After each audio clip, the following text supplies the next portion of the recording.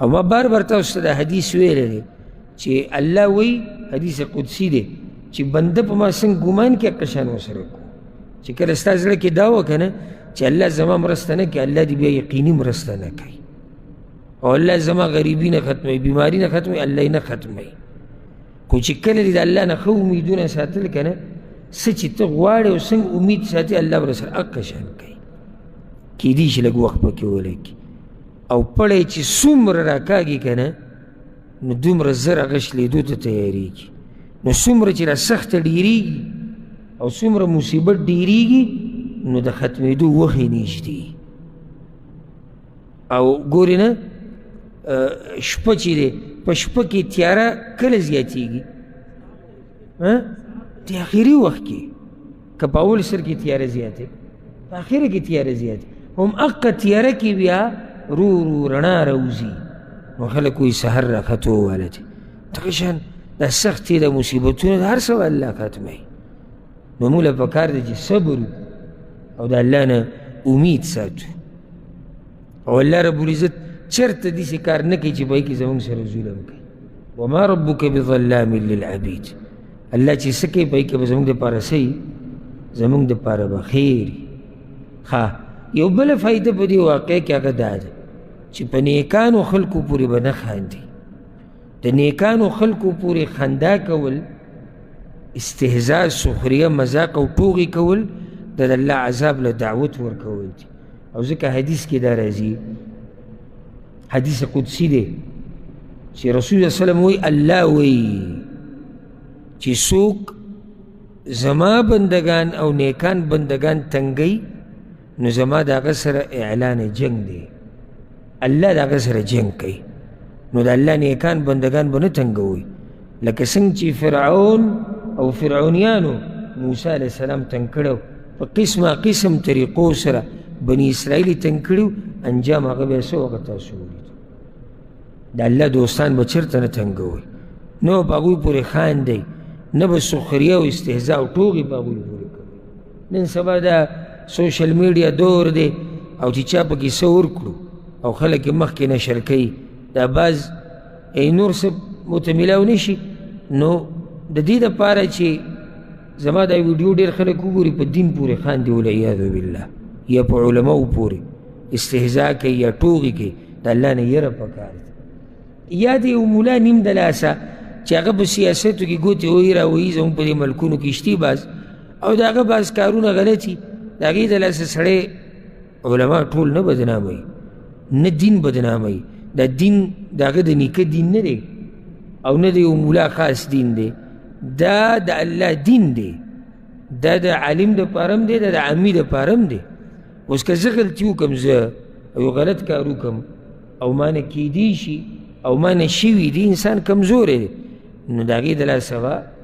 نه ټوله دیني طبقه بدنامیږي نه به ټول علما بدنامیږي او نه به دین ته د کمی نسبت کیږي دا خبره یاده کیږي دا قانون دی نو په نیکانو خلکو پورې استهزاء مه کوه فرعون دا ویلي کنه ام انا خیر من هذا الذي هو مهین ولا یکاد یبین وی دی اوس زمانه غوره شو موسی علیه السلام یادو وی دا سپک انسان زمانه غوره شو مهین یې ورته وویل دی خو د خپلې خبرې وضاحت هم نشي کولی ځکه دغه د ژبه به لږ نښته دی خو د خپلې خبرې وضاحت هم نشي کولی دی اوس زمانه زورور شو دی زمانه ښه شو رب العالمین څنګه هغه تبه و برباد کو او هغه نیکانو خلکو له نجات ورکو نو په نیکانو پورې په دیندارو پورې به استهزاء او ټوغې دا به نه کوئ دغه شان په دې واقعه کې زمونږ ټول دپاره یو دا فایده پرته ده او دا یو درس او عبرت دی چې چا هم د پیغمبرانو په کشتۍ کې سورلي کړې ده او هغې ته ختلی دی او د پیغمبر سره روان شوی دی رب العالمین هغوی له نجات ورکړی دی لکه بني اسرائیلو چې د موسی علیه السلام سره ملګرتیا وکړه الله وله نجات ورکړو کوم چې پاتې شوي دي پاتې شوي دي نو کوم سړی چې کامیابي غواړي هغه به د رسول صلی الله علیه وسلم تابعداري کوي او د رسول صلی الله علیه وسلم د حدیثونو په کشتۍ کې د هغه د سنتو په کشتۍ کې چې نه سور شوی نو ته د طوفان نه بچ کېدی نه شي. د طوفان نه د بچ کېدو لار هغه د رسول صلی الله علیه وسلم تابعداري کول دي او د پیغمبر ملګرتیا. د پیغمبرانو په ملګرتیا کې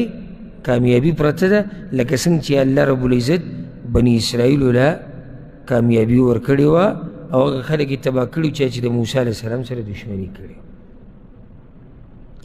یو عجیبه خبره هغه دا ده چې په دې ورځ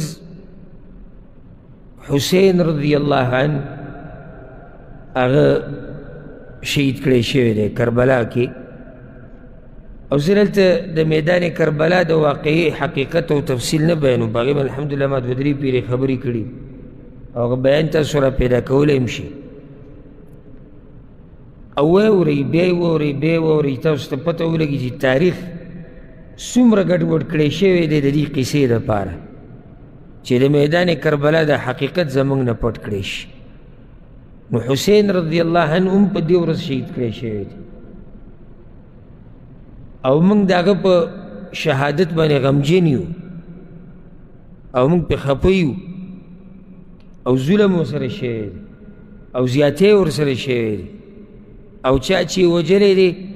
او چا چې شهید کړی دی هغه لوی ظالم دی او خیرې ورته کوو او الله ته به مخامخ کېږي او هر څه به ته مخامخ شوی دی هر څه به ته الله تپوس کړي. خو هغې کې موږ زیاتی نه کوو. زیاتی څنګه؟ د دروغو قیسې پکې نه بیانوو او نه په هغه چا باندې بهتان لګو د هغه د شهادت چې د چا پکې لاس نشتی او نه د هغې د لاسه صحابه کرامو ته بدې ردې وایو، نه د هغې د لاسه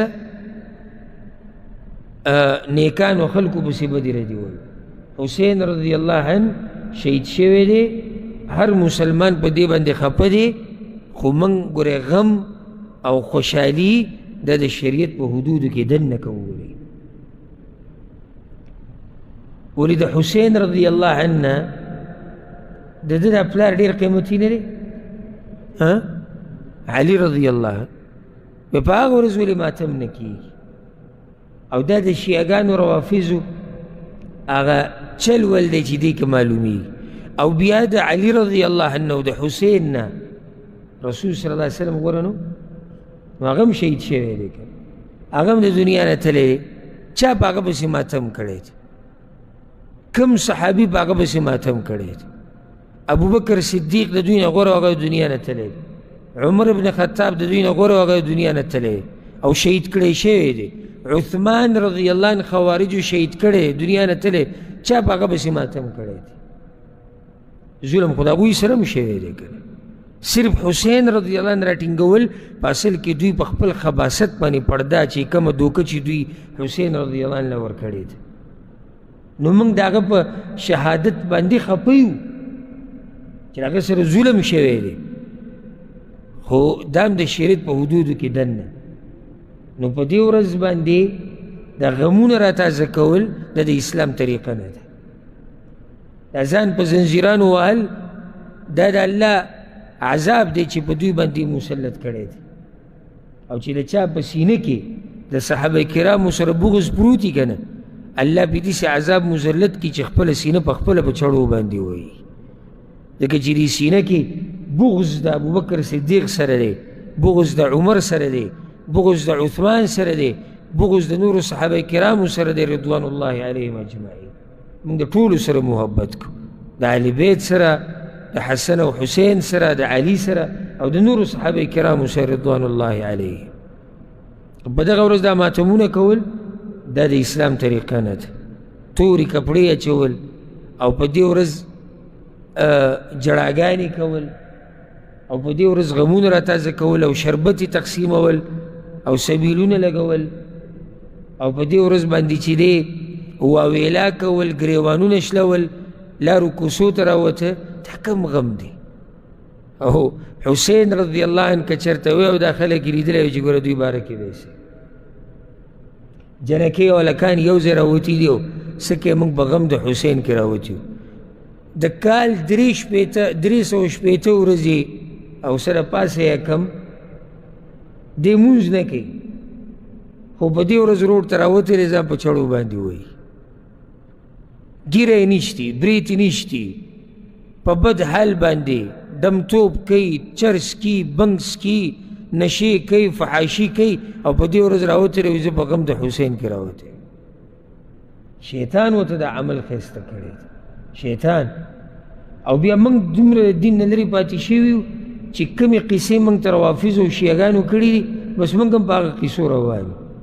یو اوسې پورې زموږ ډېر سنیان هم په دغه شربتو مربتو کې ولاړ او تقسیموي را تقسیموي او ډېر ورسره په دې غم کې او په دې میاشت کې به واده نه کې دا میاشت وي د غم میاشت لکه که چېرته ته وایې چې په دې میاشت کې حسین رضی الله عنه شهید شوی دی ځکه په دې کې واده نه دي کول پکار نو بیا د کال 12 میاشتې به واده نه کړي ځکه چې په هره میاشت کې څوک نه څوک صحابي خو وفات شوی دی او شهید شوی دی او بیا د ربیع الاول په میاشت کې پیغمبر صلی الله علیه وسلم د دنیا نه تللی په هغې کې واده کولی شو دلته واده نه شي کولی داسې خزعبلات دي او ګړې وړې قیسې دي او د تورې چیړلې کورونو ته اچول او دا څه چې کېږي زموږ په دې ملکونو کې دا ټول ناروا دي دا ماتمونه دا حرام دي دا په شریعت کې نشته الحمدلله زموږ په شریعت زموږ دین چې دغه واضحه کولاو صفا د نور په شان پړقېدونکی دین دی په هغې کې دا قصې نشته په شهیدانو پسې او په مړو پسې داسې ماتمونه نشته حدیث کې راځي لیس منا من ضرب الخدود وشق الجیوب هغه سړی رسول الله وسلم وایي زما په امت کې نه دی چې د غم په وخت کې خپل مخ په څپېړو وهي او خپل ګریوانونه شلوي دا په دې امت کې نه دی او الحمدلله چې الله موږ د دې عذاب نه ساتلي یعنې دا وینې به اوس موږ به هم بیولې او د دوی دا مولیان او دا پټکو والا دا په دوی پورې ښه خاندي مذاق پورې کوي یو هم دې میدان ته نه راوځي چې ځان په چړو باندې ووایي او ځکه دا یو نه یې تپوس وکړو چې صاحب تاسو په خپله دا کار نه کوو وایي ما په خپل ځي باندې بل کس له پیسې ورکړي دا به یې کوي او دوی په جړاکۍ د درو او حسین سره دا وشو حسین سره دغه ظلم وشو حسین سره دا یو د در اکثر پکې دروغ دي زه دا نه یم چې ظلم نه دی شوی ظلم شوی دی خو د هغې په بدل کې خو موږ ناروا کارونه نه شو کولی که نه نو دا یوه خبره یاده کړئ دا یو څو خبرې د دې ورځې د مناسبت سره او د میاشتې په مناسبت سره ما تاسو ته په تادۍ سره وکړې الله سبحانه وتعالی دې زموږ نه په دې مبارکه میاشت کې راضي شي او الله سبحانه وتعالی دې موږ د بدعاتو او خرافاتو نه لرې ساتي او الله سبحانه وتعالی دې زموږ ملاقات د موسی علیه السلام سره د حسین رضی الله عنه سره او د نور انبیاء او صحابه کرامو ټولو سره د الله زموږ ملاقات په جنتونو کې وکړي او انشاءالله د درسونو سلسله به هم په حقه ترتیب سره بیا شروع کوو او اکثر ملګري نه دي خبر نو هغوی خپل ملګري خپل انډیوالان ګاونډیان او چې څومره د خیر خبر خورولی شي هغه خور کوي ځکه چې ستا په دعوت باندې چې څومره خلک راځي او بیان اوري او په هغې عمل کوي نو په هغه هر څه کې ته د ثواب حقداري او دا یو داسې تجارت دی چې زموږ نه پکې سمال هم نه لګي صرف وینا لګي چې ته یو چا له دعوت ورکړې چې راشي او هغه بیا راځي او بیانونه اوري نو ستا میټر ورسره هم سټارټ دی او که زوړ ترتیب کوم چې د اختر نه مخکې د اتوار د ورځې نه درسونه شروع کېږي د جمعې پورې انشاءالله مقه سلسله وی الله رب العزت دې موږ ته دین وښیي او الله سبحانه وتعالی دې موږ د مرګه پورې د دین خادمان او د دین ازده کوونکي وګرځوي هذا والله اعلم وصلى الله وسلم على نبينا محمد وعلى آله وصحبه أجمعين